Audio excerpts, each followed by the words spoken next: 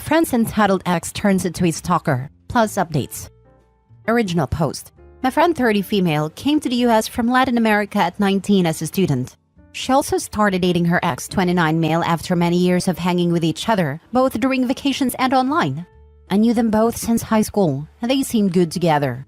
She tried to convince him to move together a few years before their breakup. He was living with his parents who wanted him to leave. At this point, she had already finished college and had a job in the US that granted her a visa, while he had quit college and worked part-time. From what I can gather, he didn't want to leave his parents' place because free food and no rent. So instead, she asked me if I wanted to move with her so we could afford a bigger place. I said yes, and we moved together, adopted a cat and a dog, and pretty much became Grace and Frankie. Around the start of the pandemic, things got bad for them. This is what I was told and what I saw. They never talked or hung out or anything. I was in a breakup at a time myself, so I wasn't really on top since I had my own issues. But my friend cried so much. She didn't even get a happy birthday.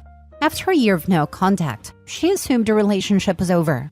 She changed all her social media to single, which he could see, took him off her emergency contacts at work and at her doctor's, and just moved on with her life.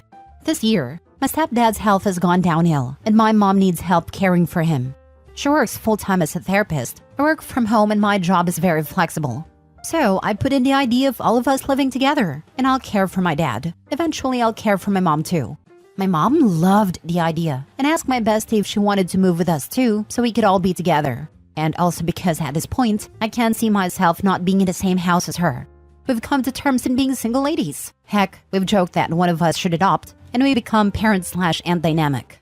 But now the joke is more serious since I'm considering it, and she's incredibly supportive.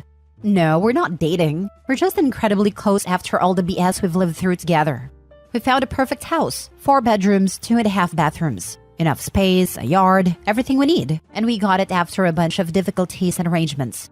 Since I don't have immediate plans for adopting yet, I have a ton of paperwork and years of planning ahead. We made the extra room into our office/gaming hub.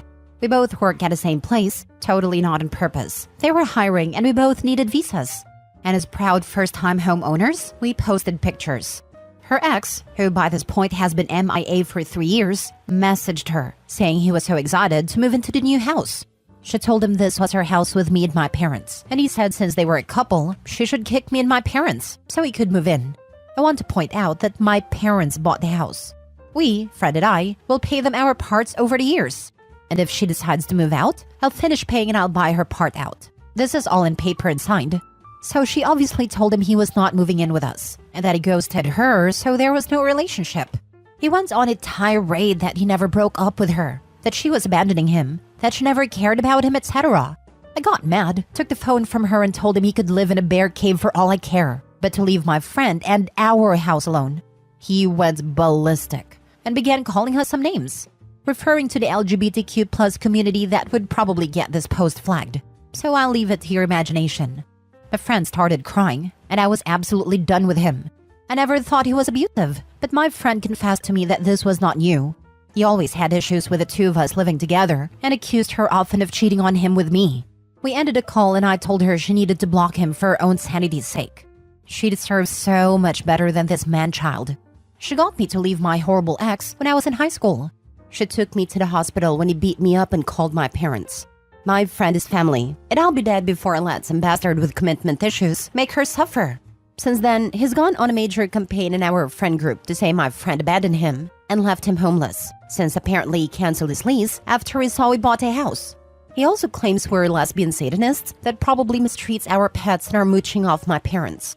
Most of my friends know the story. I know my friend and I moved together at first out of necessity. Then we just don't see ourselves not living together. So yeah, my friend's ex is a nutcase. And if he ever gets close to her again, I will personally give him a free vasectomy. Now for the top comments before reading the updates. Wait, so 3 years later, he's like, can't wait to be with my girlfriend I haven't talked to or seen in years? That's next level entitlement. Also next level delusional. Sounds like a form of mental illness or drugs? He canceled his lease after he saw we bought a house. Stop. I laughed so hard that a cat woke from her nap and bolted from the room. Ditch any of the friends that sympathize with him, especially the ones who take his side. Also, you and your friends are goals. Funny enough, no one has so far. Either they don't want to deal with it, or just ignore him. They might have already blocked him. That way, he can be in a group, but they have no idea. Just to cement the deal, get the cops involved. Submit them the fact that it has been 3 years since they last had a conversation. Phone call, text, online, whatever. And that he is harassing OP's friend. I'm sure something can come out, like a restraining order or something. Not the a-hole. I bet he didn't cancel his lease. I bet his parents kicked him out, which is why he wanted someone else to mooch off of. First update. Hey everyone, a bit quick on the update, but some people asked if our friends knew where the ex was hiding for 3 years, and I was actually curious.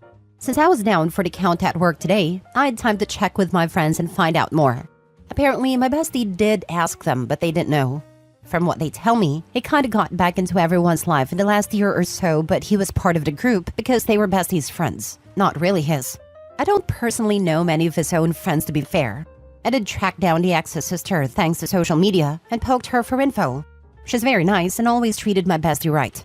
I told her what her brother did and her response was very interesting. Apparently, the ex was dating other girls until his parents decided to move outside the US and he's now living in a friend's couch. The last she heard was a couple of days past when they went out for coffee. He was saying he got his brand new house and was going to be moving in this week. As far as she knew, my bestie begged him to take her back and let her live in his house. I did correct her and said that no, bestie's living with me and my parents in our new house. Her reaction was, of course he lied, and just thanked me for letting her know he was talking nonsense. Aside from that, I do want to report we are safe. He doesn't know where we live, and most people don't because we're not really ready to open Pandora's box and having friends come over. We also need time to figure out who we wanted to know. We won't be going to the police unless something serious happens, just because this is technically not a crime. But we are going to keep recordings and printing text conversations. If it tries anything, we have all our papers in order. And just in case, I plan to contact our company's HR so they know the situation. The company we work for can provide us free legal counsel if things get bad. Now for the second update. For a bit, it was actually pretty calm. She did cut contact and block him as many suggested, and between the two of us, my bestie and I did some calling in our friend group of people we knew were passing information to her ex. We've settled in a new house together, and she actually gets along better with my parents sometimes than I do. Guess she's the golden child now. Sadly, eventually we had to adult and get much needed food. We went to Walmart in town together, and by some bad luck, we crossed paths with her ex. I wish all of it was just awkward glances in each other way, but no. At first, I tried to talk to her. My friend said she didn't want to speak to him and didn't want him near her. I mostly reminded him I wanted to rip his spine and beat him to death with it. Sadly, that didn't deter him from following us around, like the most obnoxious toilet paper stuck to shoe. We did our shopping and headed to the car with him still after us. I told my friend for her to get into the car and start the gear and lock it while I loaded the groceries. Her ex then decided to appeal to me to talk to my friend about taking him back. I don't know what power held me back from committing a felony, but pretty sure I've earned a PhD in self-control. I told him, in no uncertain terms, where he could put his reconciliation, and that if he kept following us, I will make sure his legs were out of the equation. I got in the car and my friend began to drive back when we noticed a car following us. And we knew it was following because the direction we were going was not usual. To rule out a possible neighbor, we actually did a full U-turn almost back to the store, stopped to get some fast food, ate in the parking lot, then headed again back home. And the same car was after us. Now, as much as I'd talk of violence, I have to admit I was terrified. So was my friend. Neither of us has a gun permit. At best, we carry a can of pepper spray. And we know her ex does have weapons. So yeah, we were not comfortable at that point. Instead, we headed past our neighborhood. And following the usual advice from TV, drove to the police station. Once in it, we did write a statement and I got scolded about the confrontation in Walmart's parking lot. The reason we knew it's her ex was because when we got home, she got a call from him and a new phone number saying, "I know where you live now." We immediately called the police. So that's where we stand. Cops just left a few minutes ago, and my brother is going to be staying over for a few weeks until we got the RO and some sturdier locks. Also, I want to clarify a few things. A lot of people ask why originally my friend took a whole year of being ghosted to accept the relationship was over. Well, I get it, trust me. Please understand that when my friend came to the US, she had no one. She's cut contact with her toxic family. She literally only had her ex. I moved into the US a year later and also came alone at first. But my parents were able to become citizens and I had them. When her relationship died out, she lost not just her boyfriend, but his family, who pretty much were as close to her own family as she could get. It's not easy, and I personally can't imagine how lonely she felt. I can spend Christmas with my parents. She had no one for that first year. So please, don't judge her on it because she doesn't deserve it. It's not easy to be an immigrant when you have no place to return to. That sounds terrifying. I'm so sorry you had to go through that, Opie. I hope you're able to get a restraining order. Best wishes for you four, especially you, Opie, and your bestie. No one deserves this kind of psychotic treatment and the fear that comes from it. Maybe think about the reinforced front and back doors, security cameras, and one of the Ring doorbells, so you can see who is outside and talk to them through it. Stay safe. I'm not a security expert, but I would like to pass on a couple of tips. First, before you or your friend get into your cars, always check inside it to make sure nobody's concealed in it, especially at night. Second, when you're shopping anywhere, etc., and you don't feel safe walking to your car, ask the store, mall, restaurant, or other establishment for an escort to your car. The escort must wait until you are inside your car before he or she leaves to go back inside. If the establishment does not provide an escort to your car or is naughty about it, don't do business there again and send them a letter explaining why. A company which does not care about your safety does not deserve your business. With all my heart, I hope things turn out well for you and your friend. Can I add that they get security cameras and a video doorbell? If it comes sneaking around and you have it on film, you can use it to get a restraining order. Also, it means you can check who's at the door before answering it. These things aren't as expensive as you think. Please search for tracking devices on your vehicle. Do this. He's a crazy stalker. Watch out. Not just your vehicle. He may get someone to accidentally bump into one or both of you and slip an AirTag in your jacket pocket, purse, etc. Don't leave your belongings when you're in public and say you have to use the restroom for the same reasons. There is an app called Tracker Detect for this. Had a stalker for a long time, before smartphones, but I downloaded it just the same when I got paranoid again. If you go to your phone's app store, you can search for tracker detectors and download as soon as possible, just to make sure you don't have any. Third update. I wanted to do an update, but I haven't had a time. Thank you all for your well wishes and advice. We're certainly taking measures for security. We're working with the police, who have been absolutely great the whole process, and are helping Bestie to get the RO. For now, we have my brother using our couch. His ex-military has a gun permit, so we feel comfortable with him home. We still have no idea what's going on with my friend's ex. To be sincere, aside from focusing on our safety, I don't have the time to play Scooby-Doo. I did send a message to assist her warning her that we will press charges if he keeps creeping on us. We also did find an AirTag hidden under the car's bumper. It was immediately removed and turned into the police. Other than that, we're doing fairly good, enjoying his space in the yard. And to our new French aunt, we absolutely love to have you as family. Does the ex know where they live now because they passed their house and he somehow recognized it? Or does he think they live in a police station? He doesn't. They didn't get to the house, just the neighborhood before turning around. He's trying to scare her into giving in and needs to lie because he doesn't have an actual reason. Textbook abuser. We went to Walmart in town together and by some bad luck, we crossed paths with her ex. If you're ever in this situation, talk to a staff member, have them get security, and call the police. Tell them a threatening man is following and harassing you. Do not go to the more secluded car park.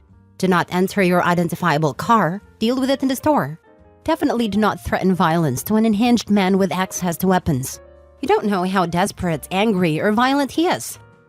Also, if being followed, do not drive home. Drive to the police station and explain what's going on. They will either flee or get spoken to the police. They will not find out where you live.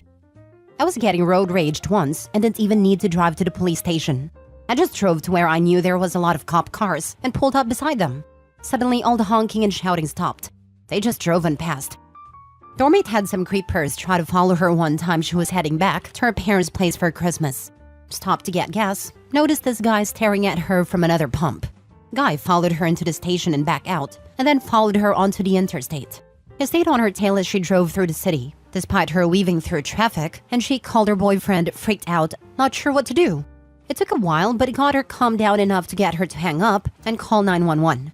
By then, she was out in the country, upper Midwest. It can go from urban to open country real fast when on the interstate and had no way to dodge the creep. And by then, he was leapfrogging her and getting in front of her, trying to force her to stop via collision. Operator got Doormate connected to the nearest highway patrol and they stopped the pair of them. Patrol got her story, instructed her to get off the interstate a few miles ahead and get onto a major highway for a little while, along with his card. She was able to drive off while the cops kept the creepers behind. Ends up he had a female passenger. No idea what happened to them. Hopefully they found evidence of an attempted kidnapping/trafficking and were able to hold them. She was a little twitchy when she came back after the winter break and was hesitant to go back home for Easter break. The rest of us co-eds on in our dorm got a lot more wary and alert while out on long road trips after that.